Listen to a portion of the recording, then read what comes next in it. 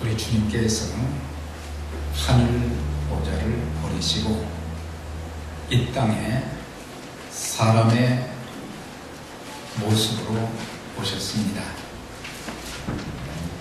33년의 생애를 사시는 동안 공생의 사역 3년 반을 통해서 하나님 나라의 사역을 감당하셨는데, 복음 전파의 사역으로, 또한 하나님 말씀을 가르치는 사역으로, 또한 귀신 들린 자, 병든 자들, 또 정신적으로 육체적으로 고통당하는 사람들을 또 치유해 주셔서 온전케 하시는 이 귀한 사역을 감당하셨습니다.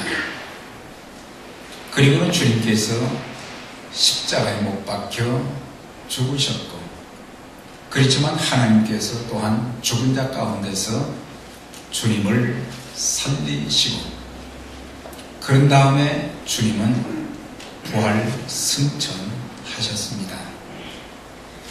이제 주님의 사역이 끝나는가 보다, 그렇게 생각이 되었는데, 주님이 승천하신 후에 요한복음 14장과 16장에 약속하신 대로 보혜사 성령님을 보내주셨어요.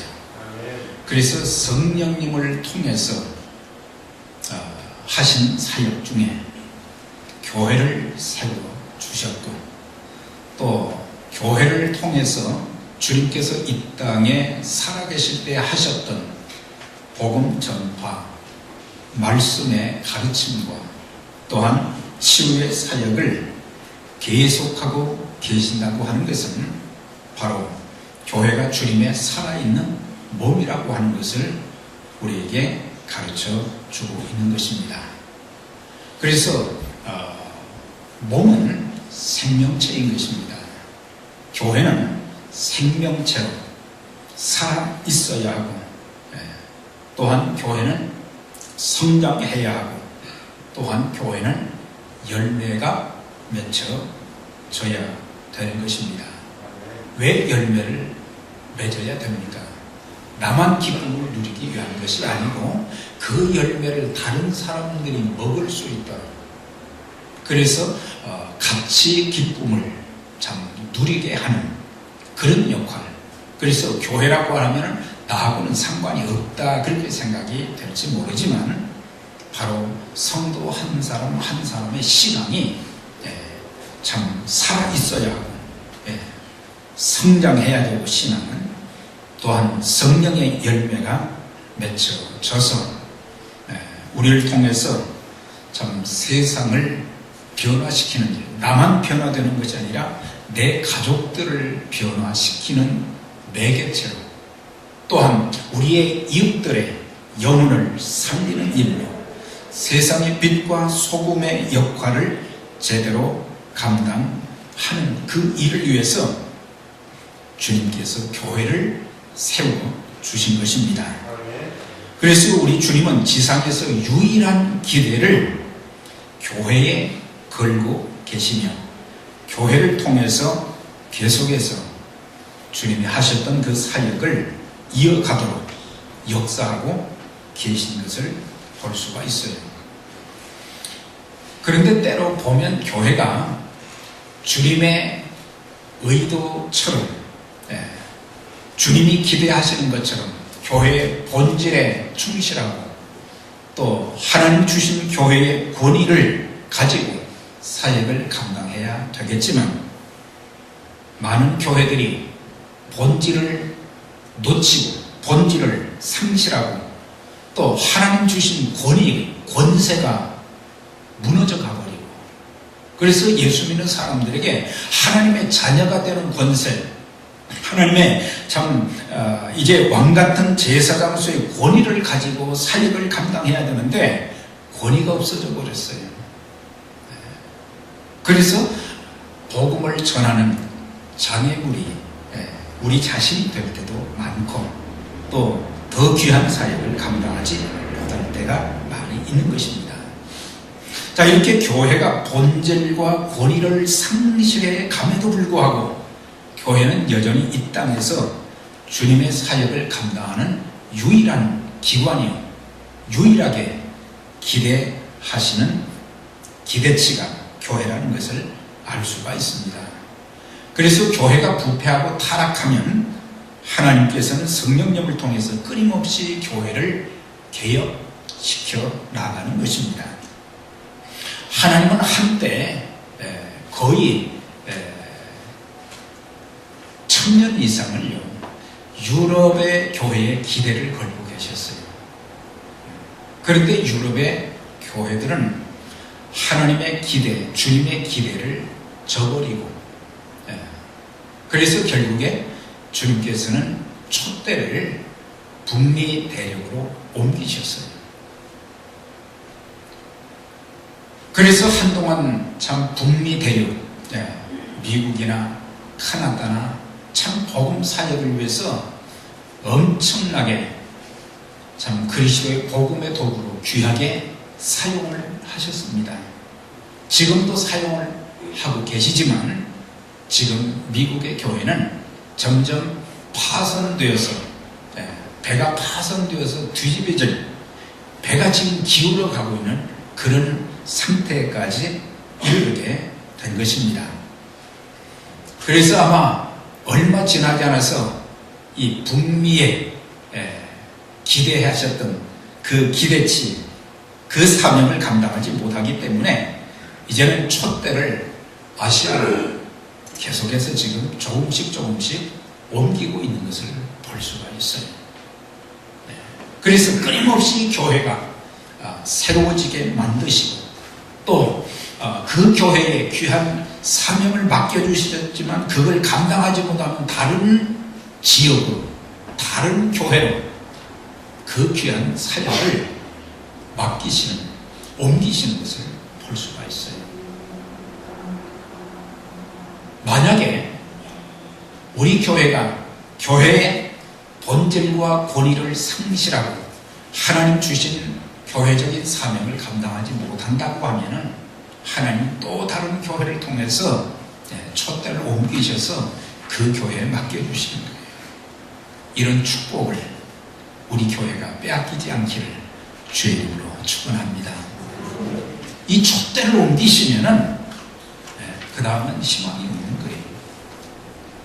우리가 하나님 앞에 참 예수 믿고 나서 구원의 은총도 누리고 하나님의 많은 그 은총과 축복을 많이 받고 그랬지만은 하나님이 우리에게 주신 사명이 있어요. 그런데 내가 그 사명을 감당하지 못하면 하나님은 다른 사람을 통해서 그 사명을 감당하게 만드시는 거예요. 그러니까 나는 쓰임을 받지 못하게 되는 거예요. 하나님 앞에 쓰임을 받는 것이, 이거는 곤욕스러운 것이 아니고 큰 축복인 거예요. 하나님의 축복을, 하나님을 섬길 수 있는 특권과 은혜를 다른 사람들에게 빼앗기면, 다른 교회에 빼앗긴다면 그건 참 부끄러운 일인 거예요. 사도 바울이 에베소 교회 성도들을 위해서 하나님 앞에 무릎을 꿇고, 에베소서를 보면은 바울이 무릎 꿇고 기도했다는 내용이 나와요. 하나님 앞에 소원을 두고 무릎을 꿇고 간절히 기도했던, 그것은 에베소 교회뿐만 아니라 이제 이후에 지구상에 세워질 많은 교회들을 위해서 기도한 것과 똑같은 것인데, 거기에 보면은 성도 개개인의 속사람이 강건해지기를 기도했던 것을 보게 돼요. 그러니까 믿는 사람 한 사람이 성령으로 충만하게 되어서 성령의 능력으로 무장되어서 강한 신앙인이 되어지기를 무릎 꿇고 기도했다는 것입니다. 비바람이 몰아칠 때도 있고, 성난 파도가 참 넘실거리듯이 세상의 풍파가 너무 심하고, 그런데 우리가 영적으로 강한 능력받은 그리스도인들이 되지 못하게 되면 거기서 다 넘어지게 되고 하나님 주신 사명도 감당할 수 없기 때문에 속 사람이 강건해지기를 기도했고, 또한 그 교회 성도들이 측량할 수 없는 하나님의 사랑의 넓이와 길이, 높이와 깊이, 높이와 깊이, 이것을 그 사랑의 깊이를 깨달아서 성도들끼리 서로 사랑하며 섬기는 삶이 되기를 기도했다는 것입니다. 하나님의 사랑은 너무 큰데 우리들에게는 하나님의 사랑의 깊이도 넓이도 길이도 없단 말이죠. 하나님의 사랑이라는 것을 우리는 많이 외치기는 하지만 그 사랑의 참모습을 볼 수가 없어요. 그래서 그 교회가 성도들끼리 서로 사랑하며 섬기는 그런 삶이 되기를 기도했고, 또한 에베소 교회가 성령 안에서 하나 되기를 소원한 것을 보게 돼요. 에베소 교회가 좀 하나가 되기를. 사람의 성격이 다 다르고, 또한 신앙의 높낮이가 다 다른데 성숙과 미성숙함이 있고 어떻게 같이 될 수가 있는 말이죠. 그렇지만 그들이 겸손과 온유와 오래 참음으로 하나 되기를 기도했다는 거예요. 겸손함이 있어지고, 겸손한 사람들, 온유, 내적으로는 강하지만 겉으로는 부드러운 그런 모습들이, 교회는 사람들의 그 강한 성격이 나타나지면은 그때부터 교회는 힘들어지는 거예요. 부드러워져야 된다. 좀 부드러워야 된다. 집안에서도 밖에서도 부드럽지 않으면은 싸울 일밖에 없어요. 화날 일밖에 없어요. 싸우고 나면 그때부터 허탈감이 주어지고, 관계가 한번 어그러지면 다시 그걸 하나로 만들기가 참 힘든 거예요. 그래서 겸손과 온유함이 있어야 된다. 온유함. 그 다음에 오래 참는 것. 우리가 오래 참는 것이 필요해요. 이게 다 성령의 열매 가운데 포함되어진 것이지만은 우리에게 겸손함이 있어요. 잘난 체 하는 사람들이 많으면은 그 옆에 같이 가려고도 안 하죠. 그 사람 말하고 싶지도 않아요. 온유하지 않으면, 또한 오래 참지 않으면 우리가 상황에 대해서도 우리 옆에 펼쳐지는 삶의 상황이 좋은 건 아니잖아요. 참 힘든 때가 많단 말이죠. 직장도 사업도 삶의 환경이 너무 어려운데, 이때 믿음의 사람들이 하나님 앞에 기도하면서 하나님의 때를 기다리고 하나님의 도움을 바라보면서 인내하는 것이 필요한데, 환경에 대해서도 오래 참지 못하고 사람에 대해서도 내 마음에 드는 사람들 없습니다. 부부가 같이 수십 년을 살아도 내 마음에 쏙 들지 않아요. 여러분들은 모르시겠지만, 그렇지만 오래 참아주는 거예요. 오래 참기 때문에 관계가 어그러지지 않고 갈 수 있는 거예요. 그렇기 때문에, 그래서 겸손과 온유와 오래 참음으로 교회가 하나 되기를, 교회를 섬겨나가면서 이것이 없으면 교회가 하나가 될 수 없다는 얘기예요. 또한 그들이 말씀으로 양육에 되어 성장한 성숙한 신앙인들에 대해서 믿음이 연약한 자들을 좀 돌봐줄 줄 아는 그런 모습이 있어져야 되는데, 같이 교회에 출석하는 사람들 중에 믿음이 연약한 사람들이 있단 말이죠. 삶의 여러 가지 참 고통과 어려움을 겪는 성도들이 있는데, 우리는 그들을 위해서 기도하고 격려하고 그들을 세워주는 그런 일, 그래서 우리는 같이 가야 될 동력자들이라고 하는 것입니다.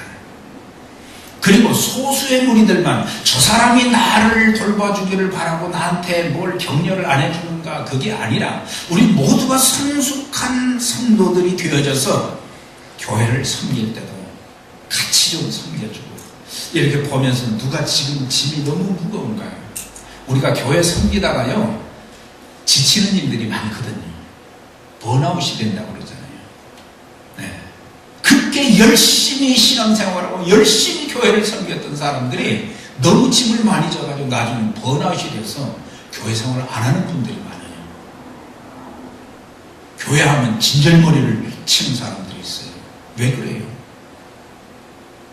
그것은 본인이 잘 조절하지 못한 것도 있지만, 본인이 성령의 충만함과 능력을 받지 못한 것도 있지만, 주변에서 짐이 무거울 때는 같이 좀 협조해주면, 조금만 맞들어주면 100장도 맞들면 낫다 그랬거든요. 그래서 하나님의 교회를 이렇게 보면서 조금 우리가 도와야 할 부분이 무엇인가, 이걸 이렇게 하게 되면 쉽게 할 수 있거든요. 그래서 내가 협조하지 않으므로 다른 사람들이 번아웃이 돼서 신앙에서 떠나고 교회에서 떠나는 일이 있다면 그 책임은 협조하지 않은 나에게도 있다고 하는 것입니다. 그래서 모두가 이제 아름답게 교회를 세우고 복음의 통로, 축복의 통로로 쓰임받는 교회가 되기를 사도 바울은 간절히 무릎을 꿇고 소원하며 기도했습니다. 내가 물어야 될 몇 가지 질문이 있어요. 주님께서 나를 구원시켜 주시고 하나님의 자녀 삼아 주신 이유가 무엇인가? 무엇 때문에 나를 구원시켜 주셨는가? 주님, 나를 구원해 주셔서 감사합니다. 여기서 끝나지 말고 무엇 때문에 나를 구원시켜 주시는가? 무엇 때문에 나에게 자격도 좀 부족하지만 나에게 그 귀한 직분을 주셨는가? 내가 하나님 앞에 참 충성한 것보다는 나에게 하나님께서 더 많은 은총을 베풀어 주신 것이 무슨 이유인가? 우리 교회가 이 지역에 존재해야 될 이유가 무엇인가?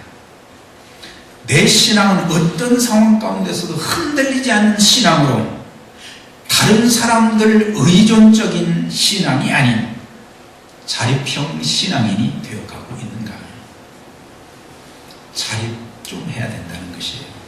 경제적인 자립도 해야 되지만 신앙적인 자립도 해야 되는 거예요. 다른 사람들이 나를 그냥 부축해주고 도와주어서 겨우 근근히 신앙생활하는 것이 아니고 내 스스로 어린아이를 키우다 보면요,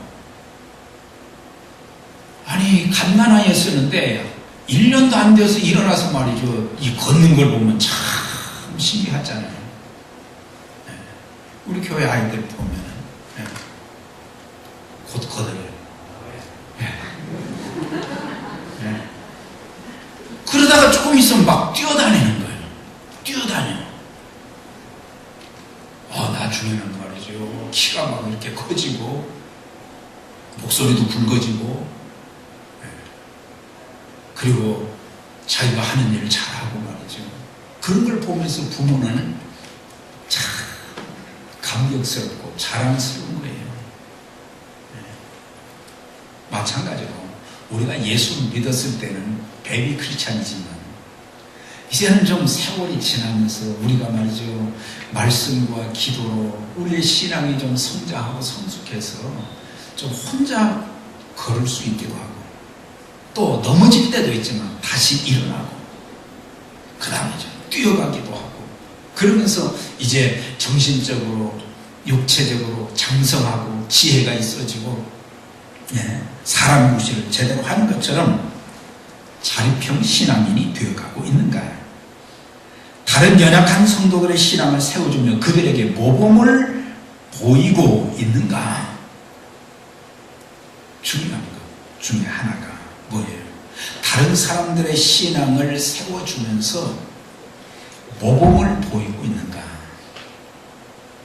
오늘날 참 기독교에서 가장 큰 비극 중에 하나는 뭐냐? 많은 사람들이 이구동성으로 하는 말이 닮고 싶은 사람이 없다는 거예요. 정말 닮고 싶고 나도 저 사람처럼 신앙생활하고 저 사람처럼 살고 싶고, 그런데 그런 닮을 대상이 많지 않다는 거예요. 부끄럽지요. 적어도 우리가 완벽한 사람은 될 수 없지만, 완벽한 신앙인은 될 수 없지만, 적어도 신앙생활 오래 했으면 초신자들이 교회 와서 저분을 좀 닮고 싶다, 그게 좀 있어야 된다는 거예요. 저분을 좀 닮고 싶다. 소금과 빛으로 축복의 풍로로 쓰임을 받고 있는가, 이걸 물어야 된다는 것입니다. 자, 그러면 이제 구체적으로 사도 바울을 통해서 주님께서 기대하셨던, 세우기 원하셨던 교회는 어떤 모습일까? 오늘 7절에 있는 말씀 보면, 우리 각 사람에게 그리스도의 선물의 분량대로 은혜를 주셨나니, 다시 말하면 모든 성도가 자기의 은사를 발견하는 교회가 되기를 원했다는 것입니다. 그 다음 10절에 보면 이는 만물을 충만케 하려 하심이니라. 자, 이것을 이제 조금 이따 연결시켜서 말씀을 드리겠는데, 8절과 9절과 10절은 참 아무리 읽어도 이해가 잘 안 돼. 뭐 올라가셨다 내려오셨다, 올라가셨다 내려오셨다, 이게 도대체 무슨 말씀인가? 시간이 많이 가니까 그냥 정리를 하면, 주님께서 하늘 보좌를 버리시고 낮고 낮은 이 땅에 성육신 인간의 몸을 입고 이 땅에 오셨고 내려오신 거예요. 그 다음에 부활 승천하신 건, 올라가신 거예요. 부활 승천하신, 올라가신 거예요. 그러면서 성령님을 통해서 자기 백성에게 선물로 뭘 주셨냐? 은사를 주셨다, 이 말이에요. 그리고 주님께서 하늘에 오르신 목적은 만물을 충만케 하려 함이니라 그랬어요.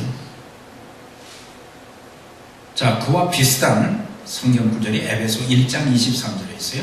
교회는 그의 몸이니 만물 안에서 만물을 충만케 하시는 자의 충만이라. 이것도 잘 이해가 안 들어요. 그런데 이 의미는, 교회가 그리스도의 몸이라고 그랬잖아요. 그러니까 교회가 충만해야 된다. 어디에? 온 세상에 교회가 충만하는 교회가 가득해야 된다. 그러니까 주님께서 이 땅에 오시고 또한 부활 승천하시고 성령님을 보내주셔서 교회를 세우신 것은 만물을 충만케 한다는 것은, 그리스도의 몸된 교회가 이 세상에 가득 차기를 바라는 것이다. 그래서 오늘날 하나님의 일꾼들이 가는 곳마다 교회를 세우잖아요. 교회가 그리스도의 몸이고 그리스도의 몸된 교회를 통해서 주님이 하셨던 그 사역을 계속해서 이어가고 있기 때문이다. 그러면서 교회는 만물을 충만케 하시는 그리스도를 온 세상에 가득하게 하여 하나님 나라를 이루어 가야 된다. 그러니까 교회의 사명은 온 세상에 그리스도를 가득하게 하는 것. 그러니까 그리스도의 복음을 증거해서 땅끝까지 그리스도의 복음을 전해서 예수로 세상을 가득하게 해야 되고, 또한 그 흩어진 자들이 가는 곳마다 교회를 세워서 또 주님이 하셨던 사역을 감당하게 하는 것이 바로 만물을 충만케 하시는 충만이라, 그렇게 말씀한 거예요. 이렇게 성령님께서 우리에게 이제 찾아오시는 것은 우리 안에 내주하시기고 우리 안에 들어오시기 위해서도 위함이지만, 성령님이 우리 안에 들어오셨을 때, 그때 성령께서는 우리에게 은사를 주시는 거예요. 특별히 성령의 충만함을 받았을 때에 성령의 은사들이 계속 믿는 사람들에게 선물로 주시는 것을 보게 되는 것입니다. 우리가 로마서 12장, 고린도전서 12장, 에베소서 4장, 베드로전서 4장에 보면 28가지의 은사들을 우리가 볼 수가 있어요. 이런 여러 가지 은사들을 우리가 성령님을 모시고 성령의 다스림을 받게 될 때 성령께서 우리에게 은사를 주신다는 말이에요. 그런데 사람들은 자기에게 어떤 은사를 주셨는지 잘 모를 때도 많고, 또 어떤 사람은 은사를 자기가 깨닫기는 했지만 그 은사를 사용하지 못해서 그 은사를 자꾸 사장시키는 사람들도 있고, 그래서 하나님 앞에 정말 아름다운 모습으로 쓰임을 받지 못하는 그런 성도들이 많이 있다고 하는 거예요. 주님은 사도 바울을 통해서 교회를 몸에다가 비유를 한 것을 보게 돼요. 그건 쉽게 이야기해서 우리 몸에는 많은 지체가 있잖아요. 수많은 지체가 있어요. 그런데 그 많은 지체들이, 우리 몸의 머리부터 발끝까지 그 많은 지체들이요, 서로 각기 다른 모양으로 기능을 다하며 한 몸을 이루는 것을 볼 수가 있어요. 그래서 같은 기능을 가진 지체는 없어요. 물론 어떤 것은 어떤 장기는 2개씩 있기도 하지만은,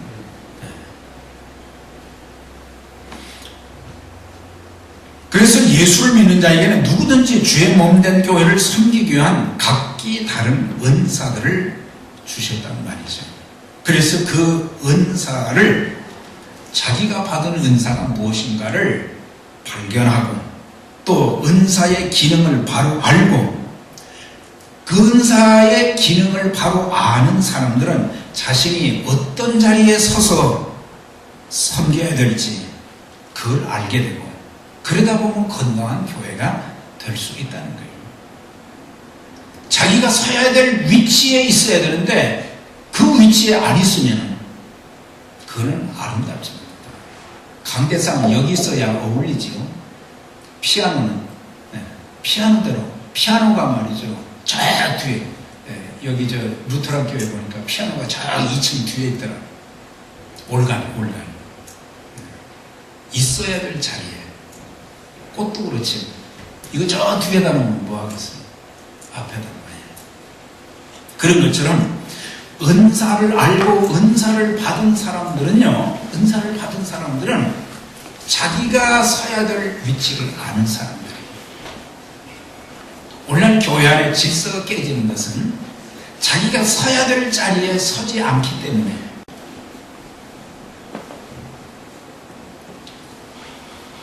은사를 제대로 발견하지 못하고 기능을 다하지 못하면 여러 불협화음들이 생기고 문제가 많이 생기는 거예요.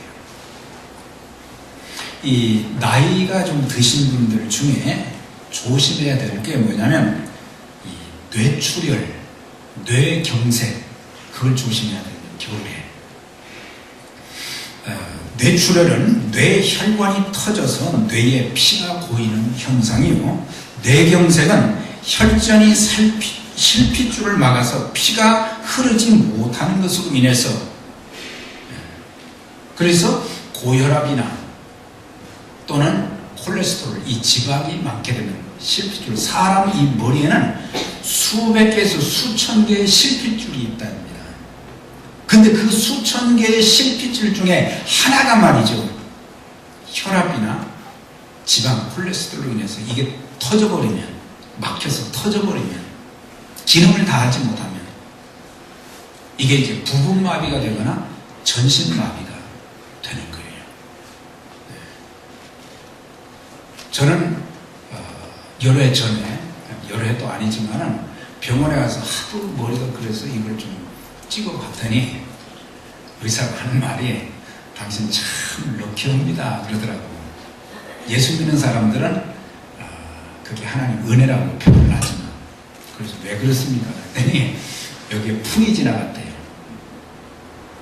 제 이 머릿속에 흔적이 있다는 거예요, 사진을 찍으니까.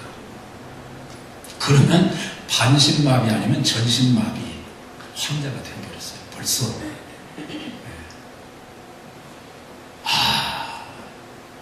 그 얘기를 듣고 나니까 참 감사합니다.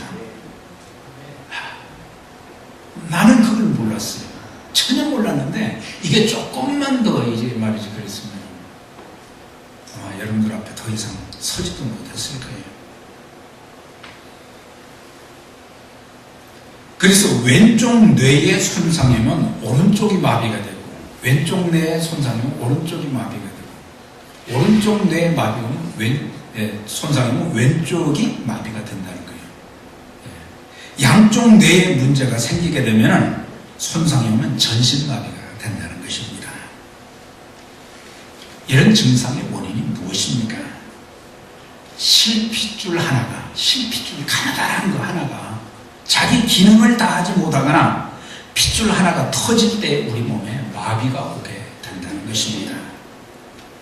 몸이 마비되면 얼마나 많은 고통이 있고, 전 중풍 환자들을, 성도들 중에 중풍 환자로 고통당하는 사람들, 암으로 고통당하는 사람들도 수도 없이 많이 경험을 했지만 중풍으로 인해가지고 참 보니까 가족들이 이건 말이 아니에요. 말도 제대로 할 수 없고, 자기 몸 하나도 스스로 어떻게 할 수 없고, 이제 음식도 먹여줘야 되고, 대소변도 받아줘야 되고, 가족들이 병드는 거예요. 환자 수발들다가 건강한 사람도 병들게 되더라고요. 하나님의 은혜로 여러분들 평생 건강하게 사시기 바랍니다. 참, 우리가 건강을 위해서도 당연히 건강하지 그렇게 생각하지 마시고 기도해야 돼요. 기도해야 돼요. 그런데 실핏줄 하나가 터지게 되면 몸에 마비가 오는 것처럼 교회도 마찬가지입니다.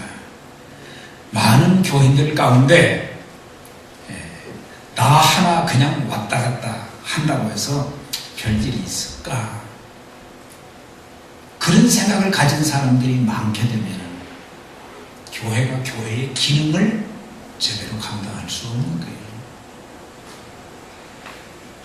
장로님이나 안수집사님들만 힘들게 봉사하는 것이 아니고 우리 몸은 모든 지체들로 구성된 것처럼 지체이기 때문에 지체는 자기 기능도 다하면서 다른 사람들과 하모니를 이루면서 그렇게 할 때에 내 몸이 건강한 것처럼 교회도 전체가 다 하모니를 이루어서 자기 기능도 다하고 서로 협력하면서 그렇게 하게 될 때에 사람의 몸이 건강한 것처럼 교회도 건강하게 되는 거예요.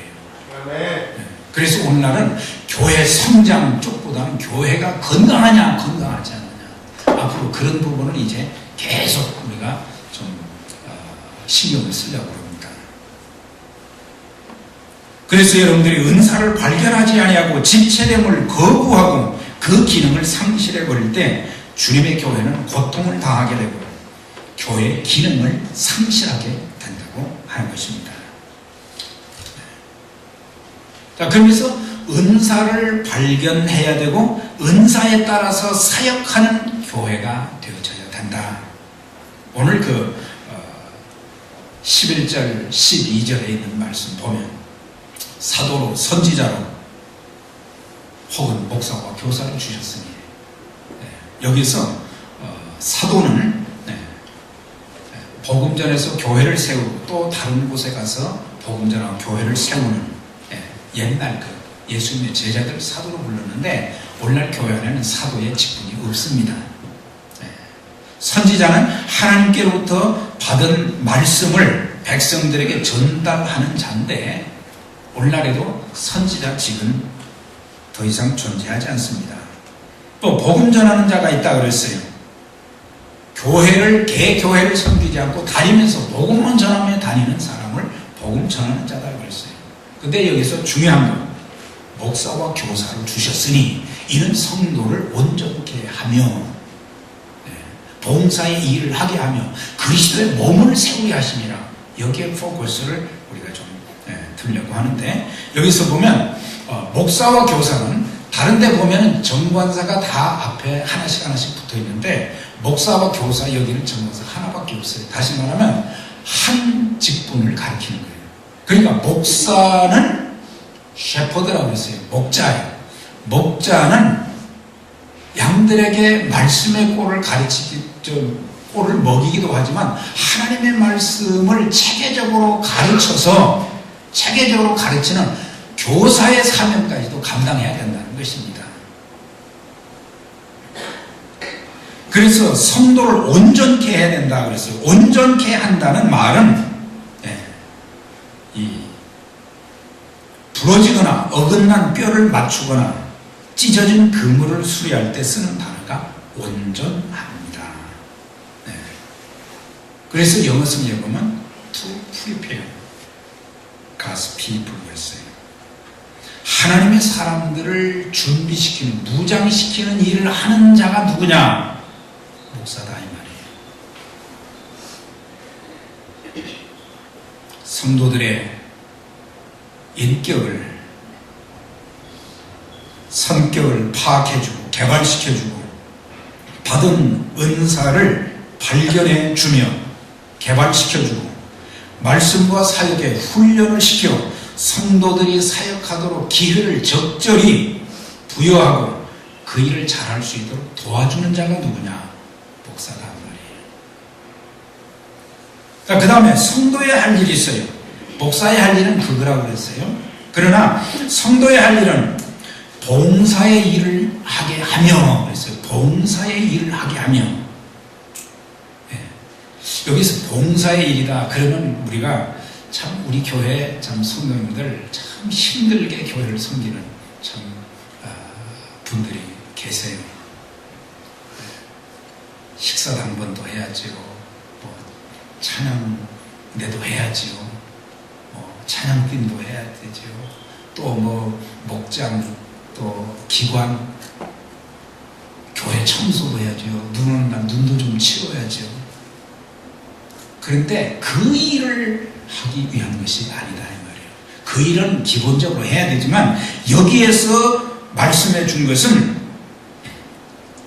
원문에 보면 to work of ministry 그랬어요. 미니스트리는 목회 사역을 말하는 거예요. 그냥 이런저런 일 하는 그것이 아니라 미니스트리, 목회 사역을 하게 하기 위해서 목사는 훈련을 시켜야 된다 이 말이에요. 그러니까 말씀 훈련을 받은 성도들이 직분을 가지고 받은 은사대로 성실하게 주어진 위치에서 사역을 감당할 때 교회다운 모습이 이루어지게 된다는 것입니다. 이걸 잘 알아야 돼요. 그러니까 봉사의 일, 미니스트리, 지금까지 우리가 생각한 것은 뭐 이렇게 뭐 찬양대, 찬양팀, 식당 봉사, 뭐 그 외에 여러 가지 그 일도 해야 되지만 더 중요한 것은 사역을 해야 된다 이 말이에요. 그래서 앞으로 몇 년 동안은 사역자들을 훈련시켜서, 평신도 사역자들을 훈련시켜서 그렇게 해서 사역팀을 구성해서 그들을 통해서 교회가 건강해지도록 그렇게 하려고 그러는 거죠. 자, 그러면서 그런 미니스트리, 목회 사역을 하게 하는 중요한 목적은 뭐냐? 그리스도의 몸을 세우려 하십니다. 그랬어요. 그리스도의 몸을 세운다. 그리스도의 몸을 세운다는 것은 뭘 말합니까? 건강한 교회를 세우게 하는 일이라. 교회가 건강하면 활동을 많이 할 수 있어요. 사역을 더 잘 감당할 수 있어요. 그러나 교회가 건강하지 못하고 병들면 아무 일도 못하는 거예요. 우리 몸도 그렇잖아요. 몸이 건강하면 어디든지 갈 수 있어요. 어떤 일도 할 수 있어요. 그렇기 때문에 교회가 목회 사역을 통해서 모두가 미니스터가 되어야 된다는 말이죠. 네. 디아코노스, 이건 집사지만 거기에는 미니스터의 의미가 담겨 있는 거예요. 우리가 주의 일을 하는 것은 특권이요 축복인 것입니다. 이제 우리 모두 하나님의 일에 내가 쓰임을 받아야 되는 것입니다. 저분 참 귀한 분이야. 우리 교회를 위해서 저렇게 일해 주시니. 그렇게 얘기만 하는 자가 아니라 내가 그렇게 하는 자가 되어져야 된단 말이에요. 내가 그렇게 하는 자. 언젠가 우리가 하나님 앞에 섰을 때 주님께 보여드릴 것, 보고할 것이 있어야 되지 않겠는가? 언제 주님 앞에 설지 모르는데 주님께서 나를 보시고 착하고 충성된 종아, 착하고 충성된 종아 그렇게 칭찬하면서 우리에게 상급을 주셔야 되는데, 악하고 게으른 종아 너 뭐하다 왔느냐? 그 많은 은총과 복을 주었는데 너 못하고 왔느냐? 그런다면은 이건 참 비극이지. 자, 마지막으로 4장 16절 같이 한번 읽겠습니다. 4장 16절 시작. 그에게서 온몸이 각 마디를 통하여 도움을 입음으로 연락하고 상합하여 각 지체의 분량대로 역사하여 그 몸을 자라게 하며 사랑 안에서 스스로 세우느니라. 여기 보면 온몸이 각 마디 각 지체라는 단어가 나오는 것입니다. 이건 성도 한 사람 한 사람, 교회 구성원들을 말하는 거예요. 모두가 다 신앙이 성장하고 성숙해서 주님의 교회 사역에 동참해야 된다는 것을 강조하고 있어요.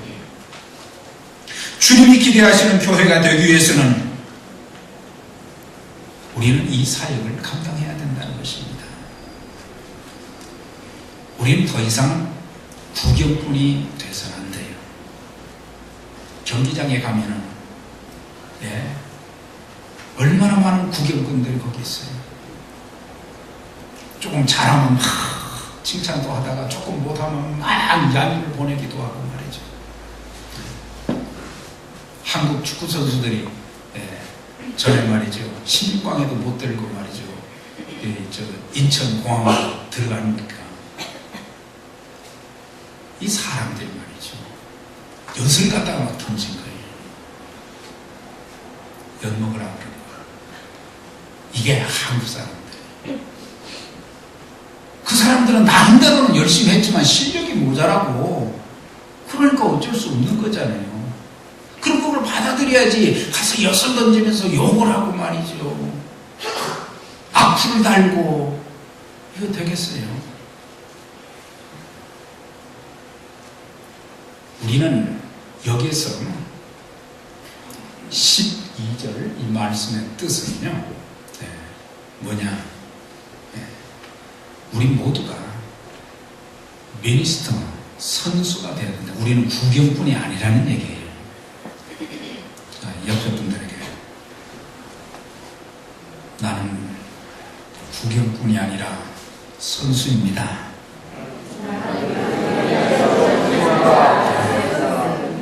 우리는 선수로 뛰어야 될 사람이 목사는 코치예요, 코치. 그런데 목사 보고 말이죠, 코치도 하고 선수도 하고 다 하라고 하고 조금 못하면 막 야유하고 그러는데, 여러분, 내가 선수예요. 내가. 여러분들이 선수예요. 여러분들이 뛰어야지. 자기들은 안 뛰고 구경꾼. 그래서 우리 모두가 참 아름다운 모습으로 신앙이 성장하고 성숙하고 또 서로 상합하고 연락해서 건강한 교회를 세우고 또 하나님 나라 건설에 참 아름다운 모습으로 귀하게 쓰임받는 축복이 여러분들에게 있기를 주의 이름으로 축원합니다.